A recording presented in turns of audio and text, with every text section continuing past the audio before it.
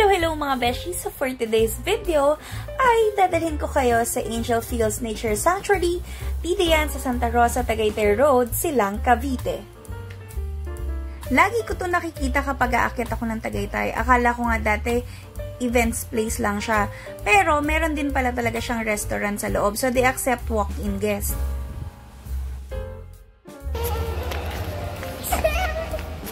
Dito kami nag-decide na mag-lunch bago kami pumunta sa talagang destination namin. By the way, meron nga palang entrance fee dito na 500 pesos. Pero, that's consumable. Tapos, if you have kids na 5 years old and below, they charge it na half the price. So, 250 na lang siya per head. Since first time ko dito, hindi ko ina-expect na ganito kalawak ang dining area dito sa loob.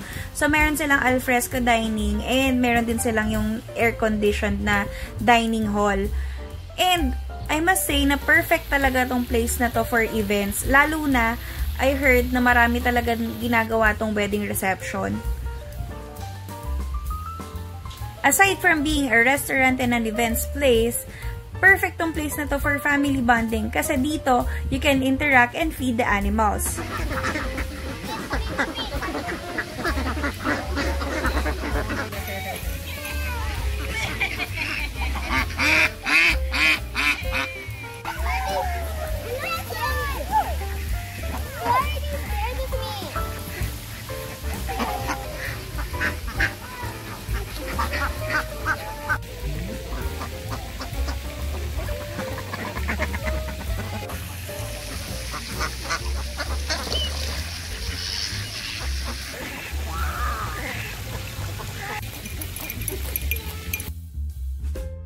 So, ayan nga yung ginawa namin while waiting for our food to be served. So, naaliw naman yung mga pamangkin ko. Well, at first, syempre natakot sila. Pero eventually, natuwa naman din sila sa mga animals na nakita nila.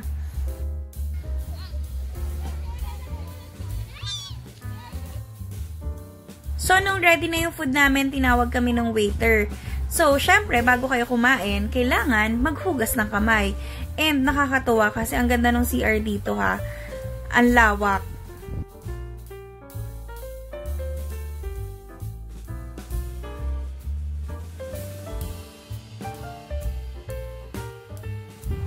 When it comes to the food, good for sharing naman siya. So, kami dito, we have 4 kids and 3 adults. So, sakto lang din sa amin yung in-order namin. Actually, nakapag-take out pa kami kasi medyo mahina kumain yung mga kids. And ayun, para sa amin, nasarapan kami sa lahat ng in-order namin. Since consumable nga yung entrance fee, sakto lang siya actually dun sa binayaran namin. After namin kumain, nag-decide kami to roam around since we still have time. And pumunta kami dun sa may bandang dulo na part kasi mas maraming animals pa doon.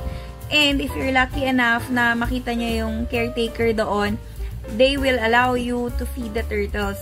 And ito nga, tuwan-tuwa rin yung mga pamangkin ko.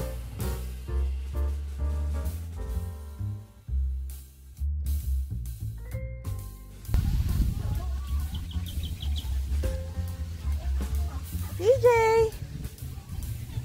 Hi!